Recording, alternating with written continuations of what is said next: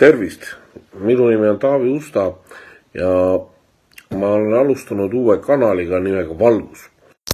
Ja nimi sai nimme valitud sellepärast, et ma kogen, et teatud asjadest räägitakse. Inimestel on palju erinevaid arvamusi. Aga valgus on selline oma loomuselt selline asi, mis toob tõe päevavalgele.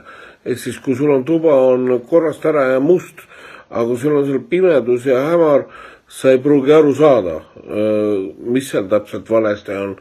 Ja Jeesus ütles, et teie olete maailma valgus. Tema ise oli maailma valgus, aga ta jättis ka oma siis järgijad siia maa peale, kes peavad seda tööd jätkama. Kui ma tulin Soome elama, siis Püha Vaim kõnetas mind väga selgelt, ütles, et vaenlane tahab vaigistada usklike hääle. Ja mina usun seda, et me ei ole lihtsalt siin niisama maa peal, meil on eesmärk ja missioon ja ma kogen väga selgelt, et inimesed tahavad tegelikult tõde teada saada, aga ei tea, kus kohas seda leida. Ja raske on pimemisi kombata, kui sul ei ole valgust, nii et selle kanali eesmärk ongi siis tuua seda valgust. Nii et kui sulle see mõte meeldib, siis vajuta pärast seda videot nupule subscribe ja ma üritan iga nädal üles laadida video mingil teemal. Et siis tuua piibelike valgust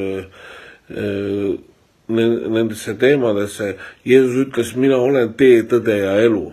Tõde on oma olemuslikult eksklusiivne ja ei saa olla kahte konkureerivat tõde, on ainult üks. Ja Jeesus kutsus ise ennast selleks. Nii et me hakkame vaatama siis ka Jeesuse Kristuse pilgu läbi, mis tegelikult on tõde ja mis tegelikult on pooltõde ehk siis täisvale, et meil oleks alus teha paremaid ja uusi otsuseid oma elu suhtes ja Piibel annab kohe julgustuse siin, et ta ütleb, et tee kindlaks oma kutsumine ja valik Kristuses Jeesuses, siis sa ei komista iialgi.